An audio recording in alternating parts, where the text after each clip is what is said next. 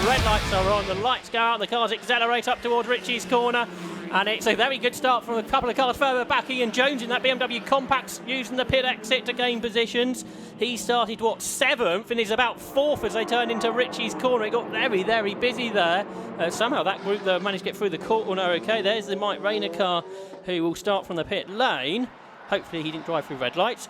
As the cars make their way down here towards the Wilson hairpin then, and it's 2 and 3 abreast in the mid-pack, but somehow we got through that first corner okay, and we'll see who comes out as the race leader. Well, it is number 1, Bradley Burns at lead. 2nd is Schultz. 3rd is Ian Jones with a mighty start. Quite extraordinary, wasn't it? Ian Jones, who started on P7, so the 4th row of the grid, in that car with the BMW stripes over it. He tucks back in behind Schultz in the orange car. There's the first of the Audis, the TT, is next up.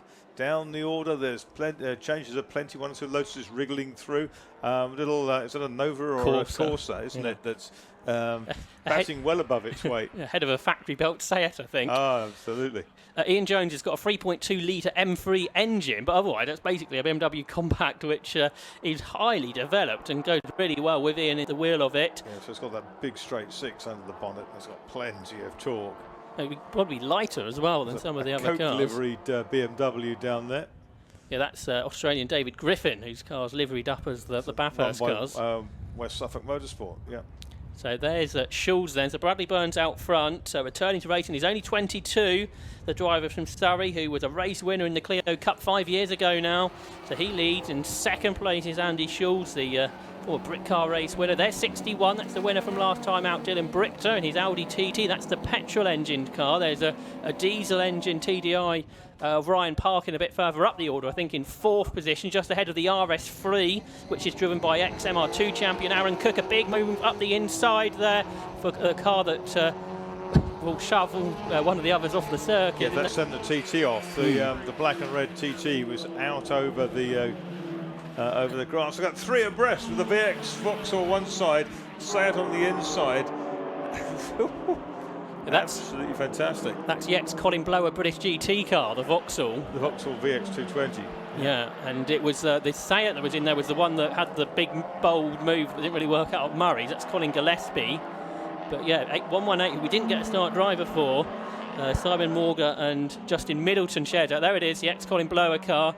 Colin, who was a real mainstay in British motorsport in sort of the 90s and 2000s as well. Into the pit lane. I think this might be one of our relay cars.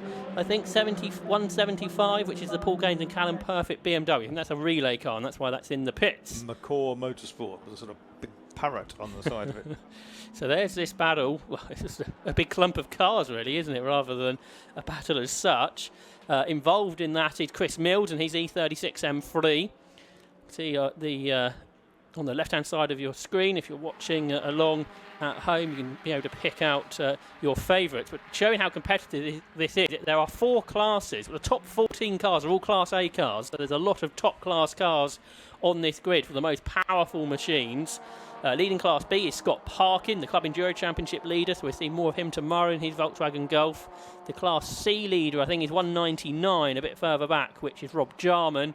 And the Class D leader is 175, Paul Keynes, and the relayed BMWs. We're keeping an eye on the classes as the race goes on. But here are the battle of a second. There's Ian Jones in that mighty Compact that has been developed by his co-driver Martin Gadsby. Martin, I think I will admit, he's not as quick as Ian, so Ian Jones trying to make the most of it early on. Brichter's down in 13th place in the number 61, Brands winner Ryan Brichter. He was the one, I think, that got shovelled off at Murray's at the end of the first lap by Dryborough, I think. So Dylan Brichter, excuse me.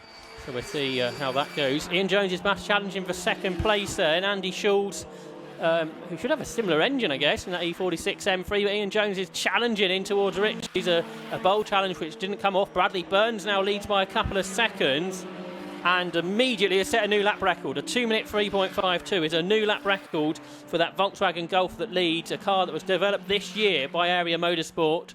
We've seen those cars in Class B before. They've basically put a bigger turbocharger on it, and now it's a Class A car with lots of power. And Brad Burns, who I think drove this car for the first time at Spa a few weeks ago, part of Club Enduro. The car broke in qualifying, I think, so he's doing really well in this car that he's not terribly familiar with. Number 46 is another Volkswagen Golf out there. That is the car of Jack Wright, who, with his brother George, they've been racing with the 750 Motor Club for the first time this year. Just ahead of the Chris Mills BMW, and local man Lloyd Chafer in there as well in 67, the driver from Dis in this 1997 BMW M3. Also involved in this nice battle that's going on. There's so many battles out there, Marcus. Yeah, absolutely. And that's the 46 Golf. That's the right car, isn't it? Yeah, they're in 11th. Yeah, very nicely turned out. And that Air Supply colours reminds me of the popular musician group Air Supply. Okay. I guess they do something with the product rather than the music. BMW's chasing these big winged M3s, very plentiful in club racing. Dave Griffin in among those.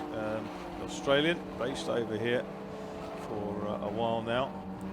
That's the Brichter. Is that the Brichter TT or the Parkin TT? That's the Parkin TT. They're similar.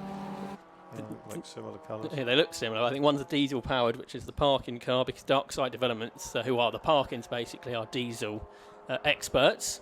So they've converted that car from the petrol car, which Brichter is in basically. And there's the other Parkin we briefly saw, 89, that leads Class B.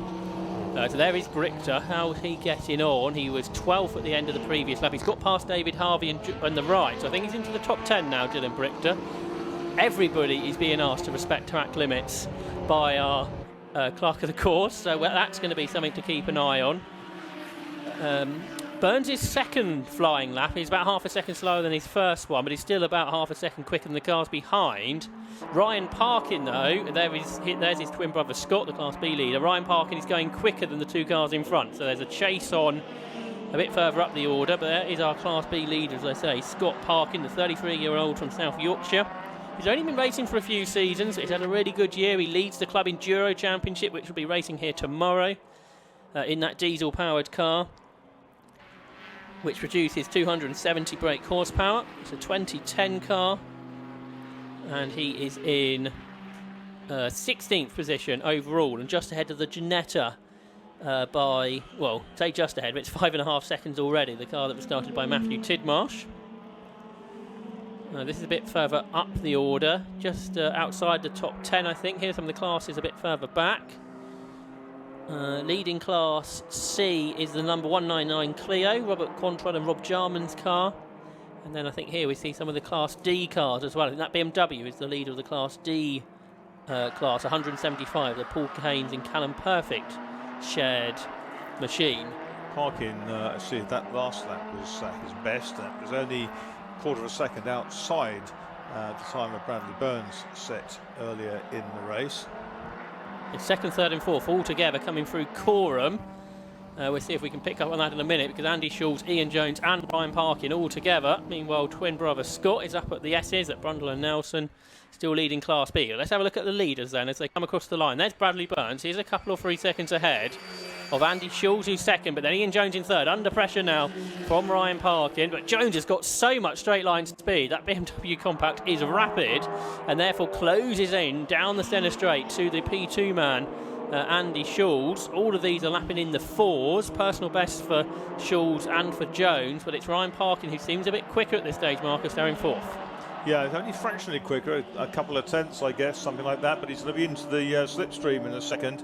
That very imposing looking worked striped compact in front. It looks good now with that big wing on the back.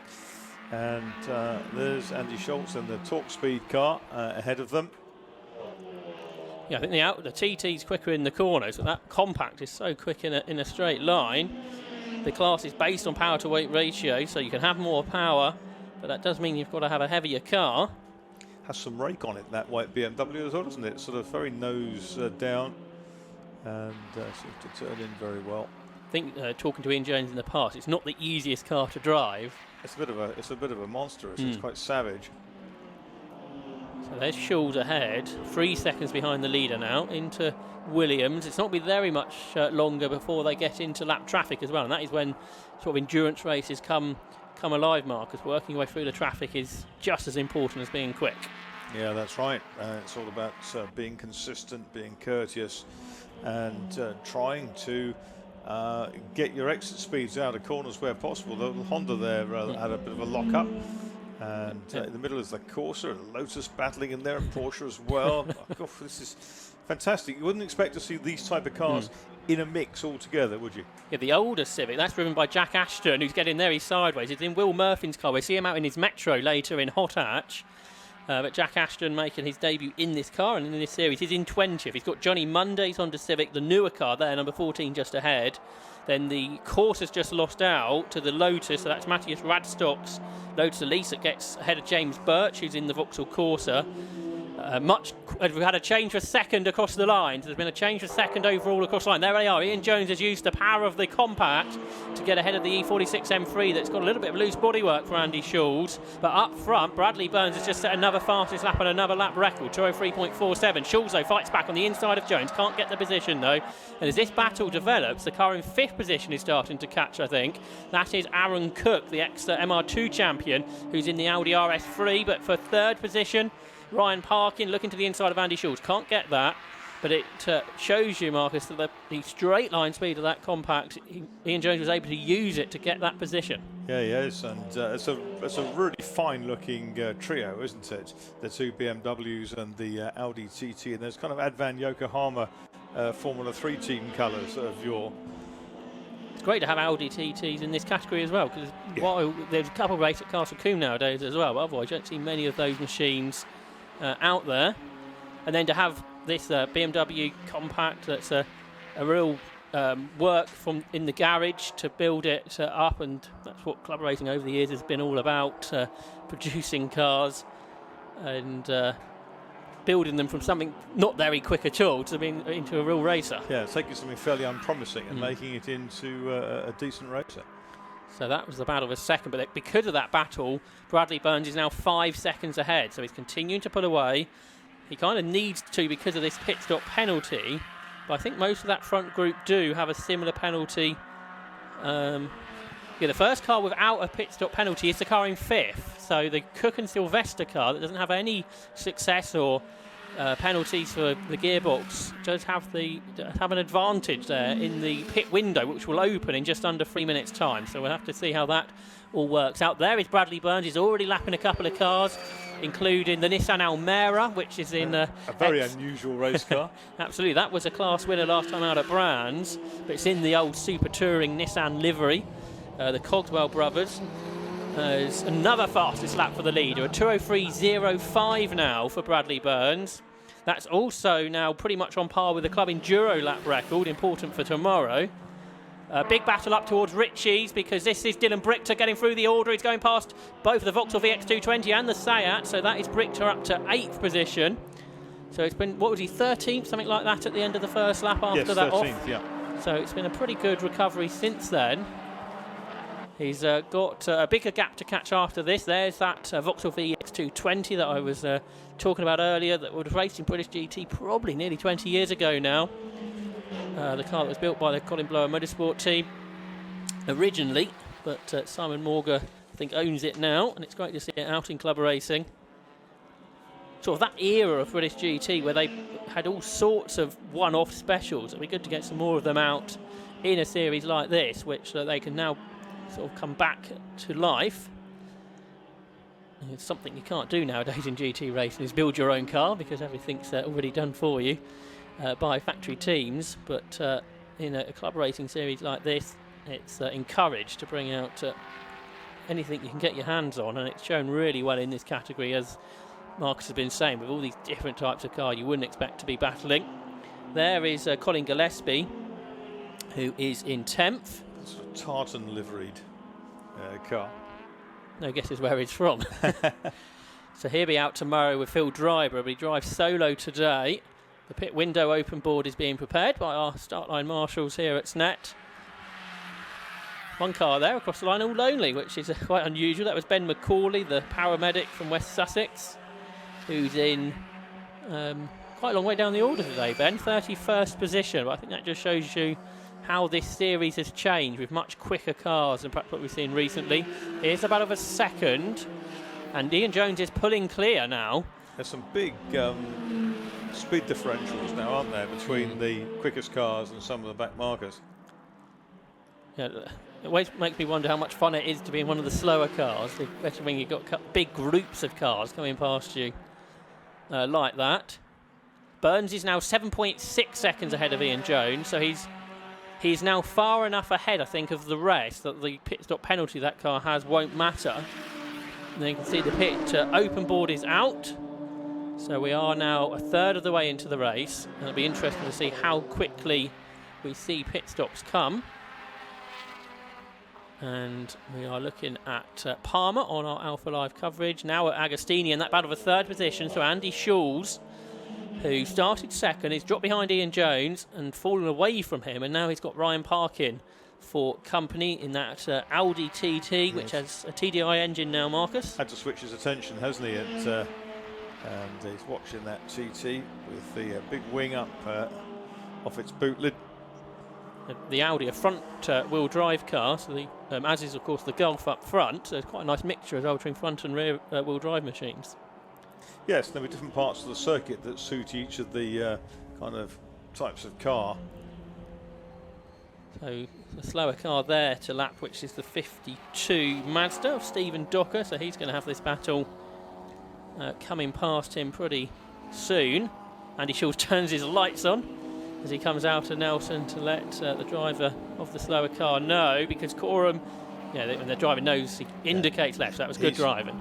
Schulz is having to bore the hole through past these slower cars, and he finds a willing accomplice in Parkin in fourth place in the Audi TT, the sixth car, who just follows through, doesn't have to do too much of the work, just make sure he's got to keep his head down and do the chasing.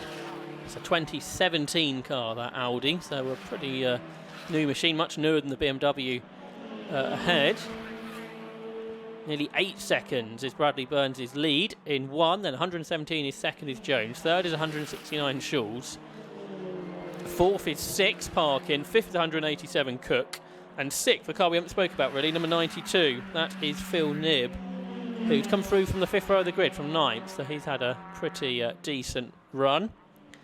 As they make their way then through what is lap 9 of the race, and it is still Bradley Burns that leads the way in the Volkswagen.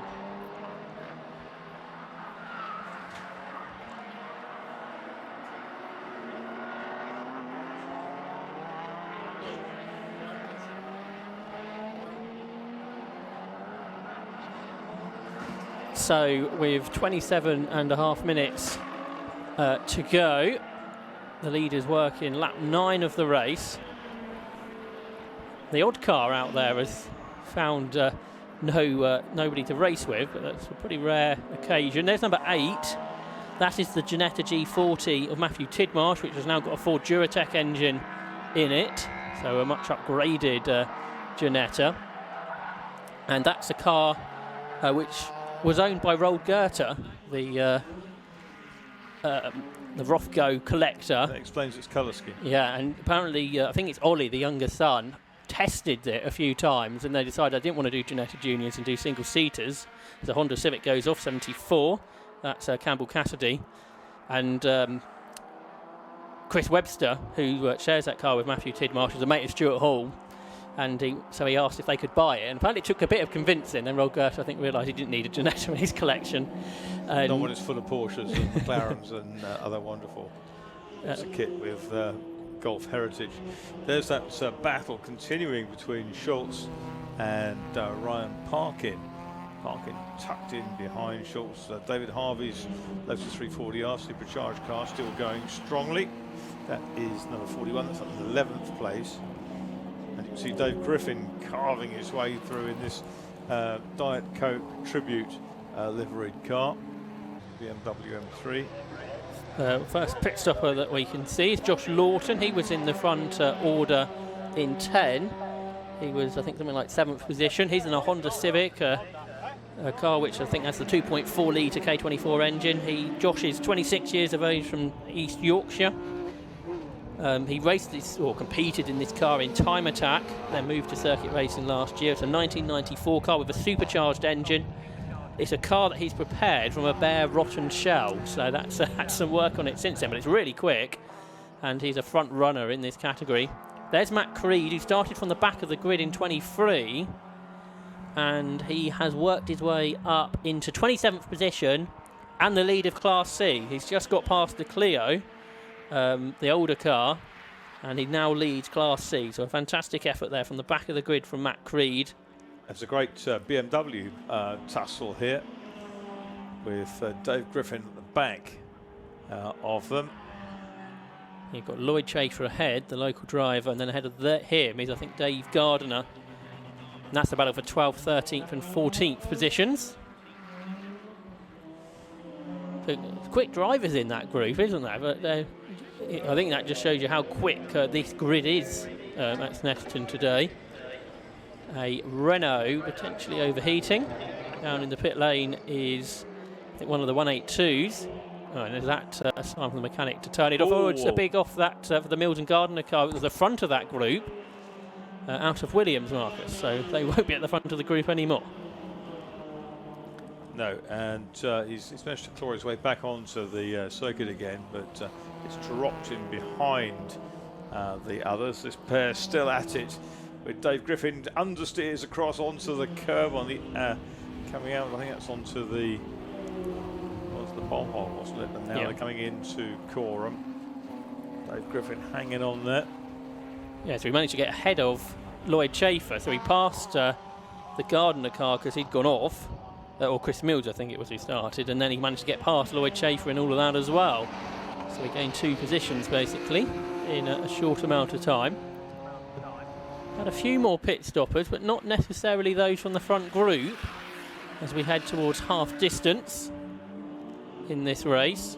So there's the Wright Golf in 11th. It's 12th now for David Griffin, being chased by Lloyd Chafer in this 1997 car.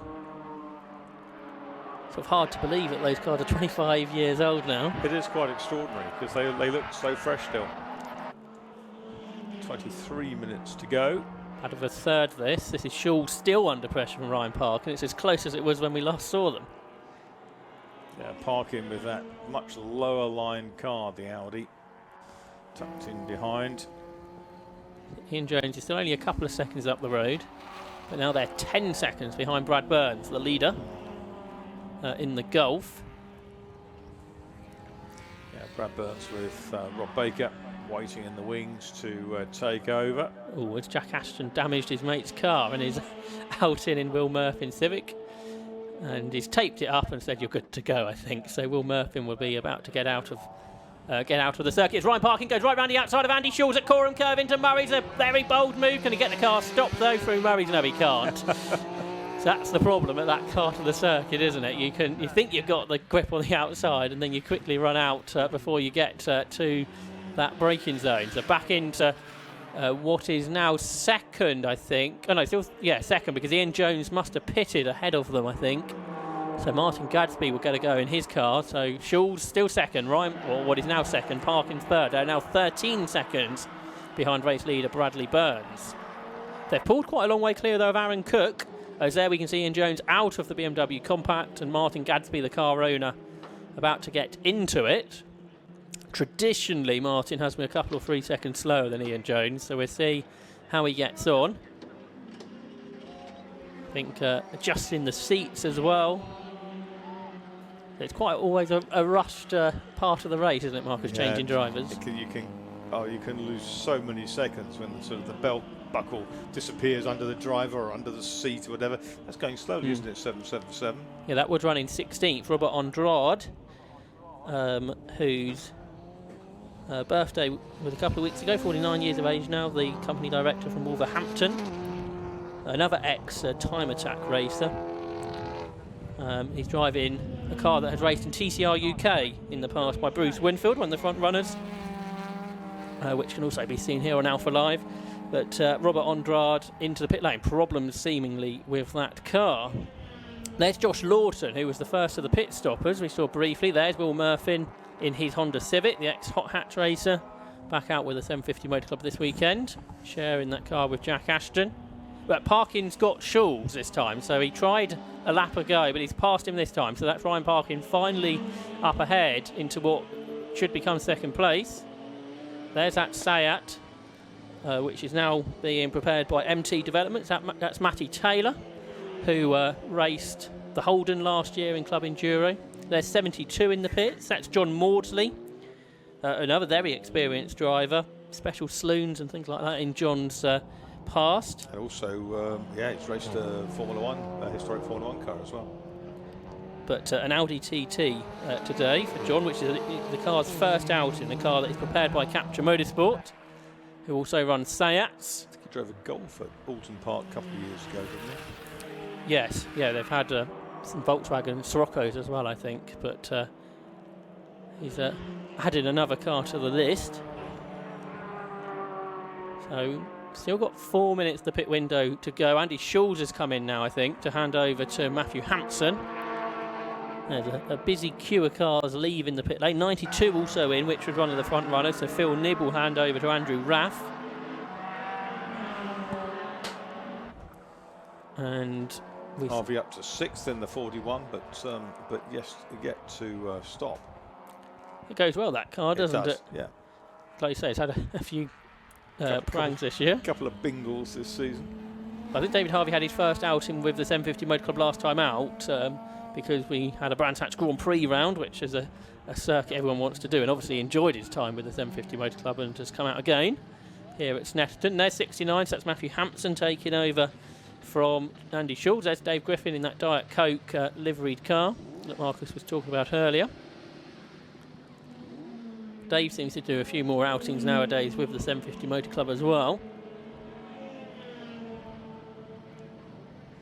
Like, as you see, they pit at a 45-degree angle and then have to be pushed out by their crew, and then will accelerate back into the race.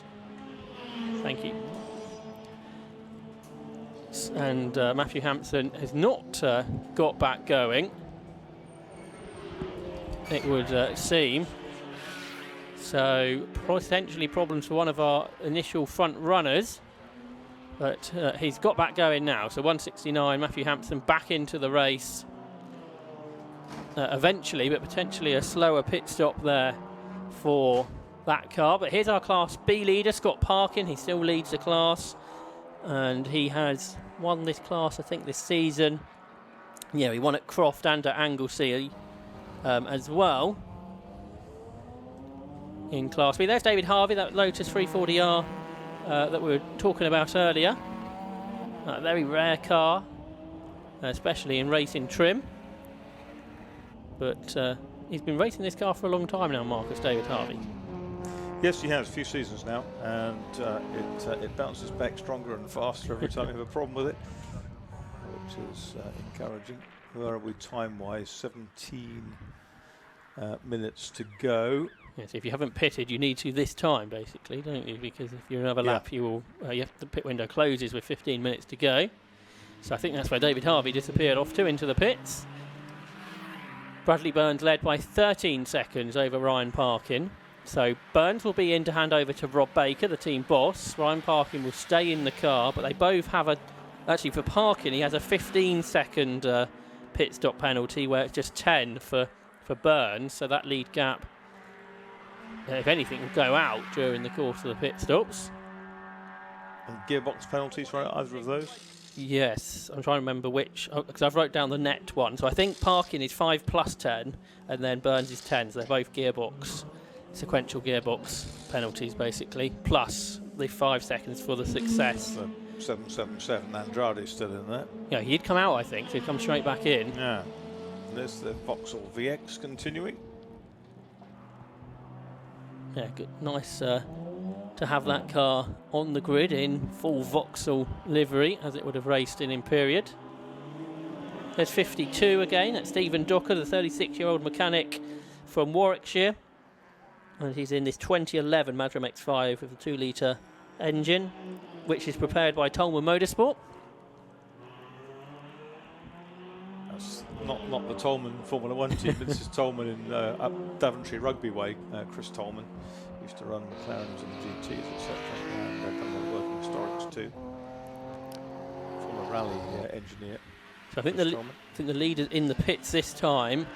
So yeah, this end of the commentary box end of the pit lane, the Baker and Burns pit stop ongoing. Have to remember not to say Baker and Swift because they're so used to saying that over the years. There's Ryan Parkin with the Dark Side Developments team. They've got the fan on the front trying to keep the engine cool. It's a great name for a race team, isn't it? Or for a company tuning a lot of diesel cars. That's their big thing, isn't it? Absolutely, yeah. Based up in South Yorkshire, I think, in Barnsley.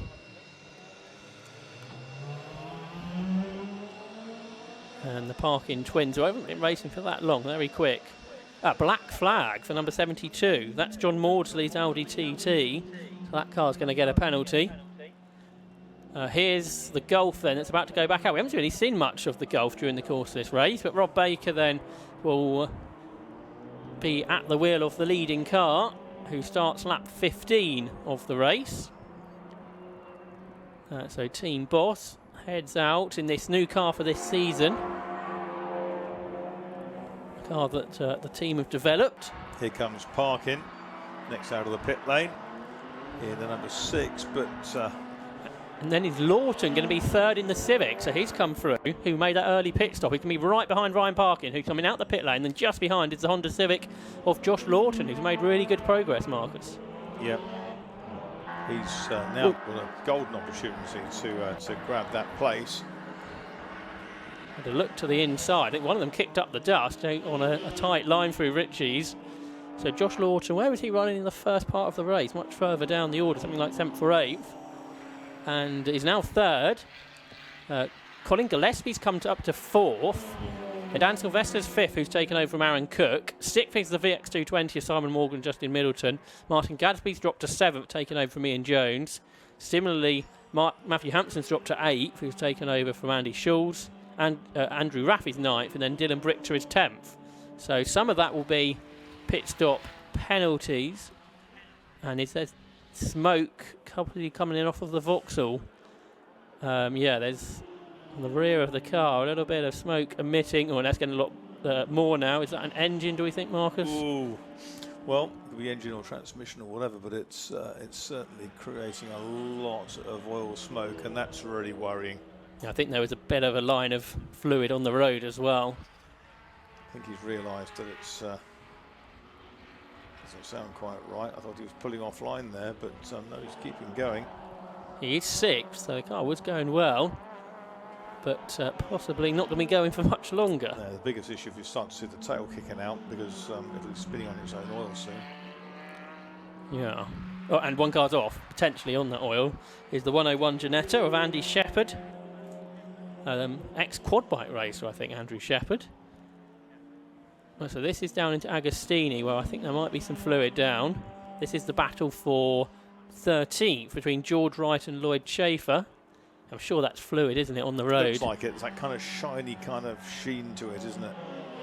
Up through Hamilton there, and it's getting blacker and blacker out of the back of the Vauxhall VX. So he would be advised to come into the pits, I think. But he's pushing on, which would suggest he may not be coming into the pit lane. No, he's carrying on. So this car, which is that going to get a meatball? I wonder, meatball flag. The car's behind, but they'll have picked up even before they've seen it in some cases, where the Vauxhall will come around the corner. That oil haze in the air, that will kind of permeate the cockpits. So we got just 11 minutes of the race to go. There's Martin Gadsby, he's 7th. Yeah, he's lapping in the 2:11s. Ian Jones got into the 4s at one point. But then similar pace ready for Matthew Hampson. So they're both that similar distance away from their more experienced co-drivers. So still in 6th position, the VX220. And it's still going, remarkably. Yep. Still got some left. So that car... Of course, if it's dropping onto an exhaust manifold, it might look a lot worse than it actually is.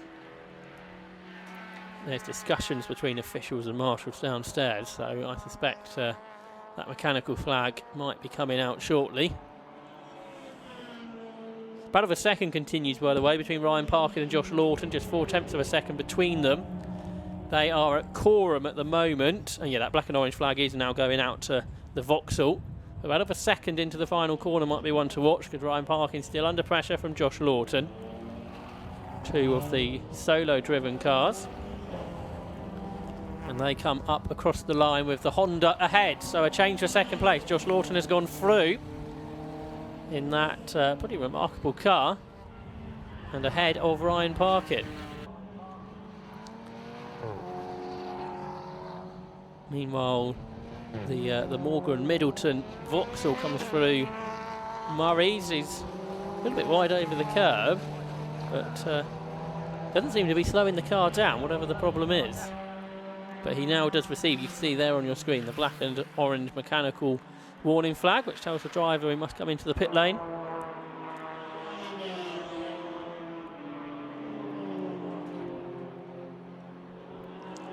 Dylan Brichter up to 8th now. He's just got past Matthew Hampson. So that Audi coming back up the order. In the classes, Class B is being led by Scott Parkin. He's 20 seconds ahead of Johnny Monday. And then Chris Webster is third. In Class C, Matthew Creed leads, driver who started from the pit. Second is Robert Quantrell. And third is Ben McCauley. And in Class D, it's Ivor Mayers who leads. And second is Paul Keynes and Callum Perfect, and third is Colin Whitehouse. Yeah, Ivor Mayers all the way from Coleraine in Northern Ireland, drives to all the events. He's done back-to-back weekends at sort of Brands Hatch and Thruxton, gone back to Coleraine in the interim. Yeah, he had to. Enthusiast, ex-Formula Fordster, of course. He had to miss the Brands Grand Prix meeting, not because he didn't want to go, because his ferry got cancelled at last minute and they couldn't get fit him on another, so I think he was frustrated to miss out on the chance of the Grand Prix circuit at Brands.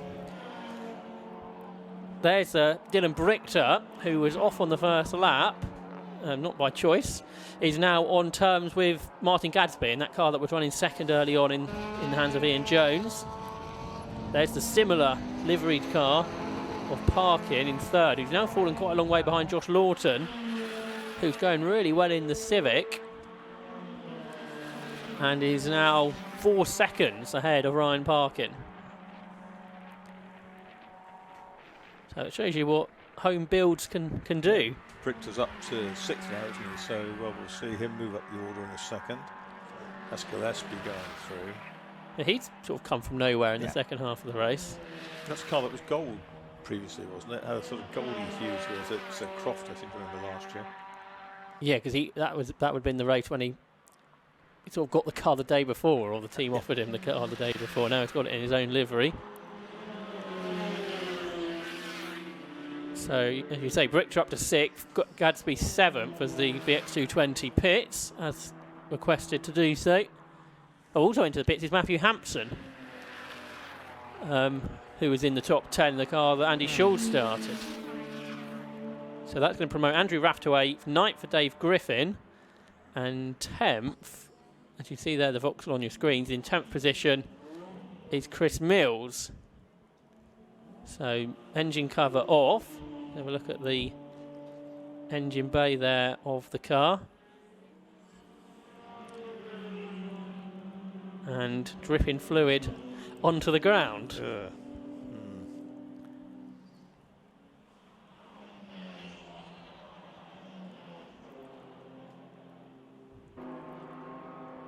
There's our Class B leader, Scott Parkin. He is in 13th position now, and just under a lap off the leader, because across the line now comes Rob Baker in the Volkswagen Golf, who completes 18 laps with 3 laps to go. There's our Class D leader, Ivor Mayers. Ivor Mayers, who's added a rear wing to the car since I last saw it, this 2.5 litre BMW compact.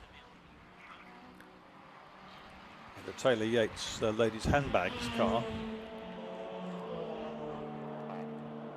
Exclusive range.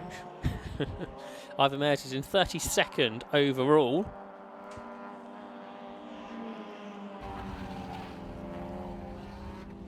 And he makes his way down the Bentley straight. renamed after Bentley because they tested their Speed 8 here before it won Le Mans in 2003. Not something that happens so much nowadays, but back in the day, Snetterton was quite a famous test bed for Le Mans cars. Parkin's had a better lap. He's back within 2 seconds of Josh Lawton in second place.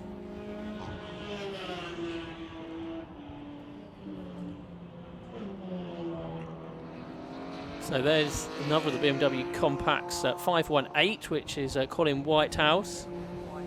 I think we're hearing that the Hampson car had floor damage, I think is what we were being told there. Oh, fuel leak, so apologies. Fuel leak for that car, so that needs to be sorted for tomorrow for Club Enduro.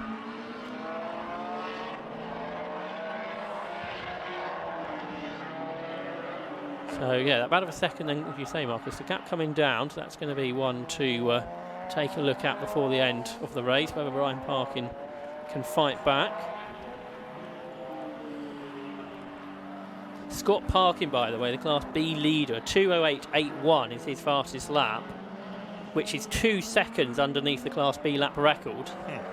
So that shows you how quickly he is going. Matt Creed, the Class C leader, has done a 2:14.7, which is almost a second underneath his own lap record. So the classes A, B and C lap records have all gone during the course of this race.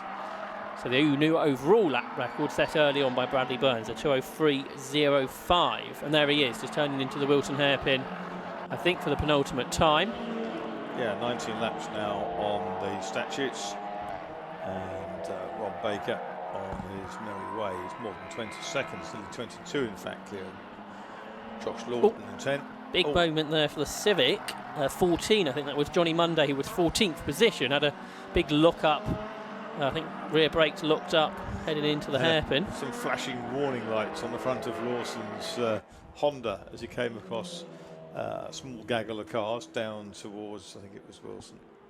There's number 48, which is now driven by Jeremy Buckley. Yeah, Jeremy Buckley, who raced Formula Junior cars back in the 1960s, I think.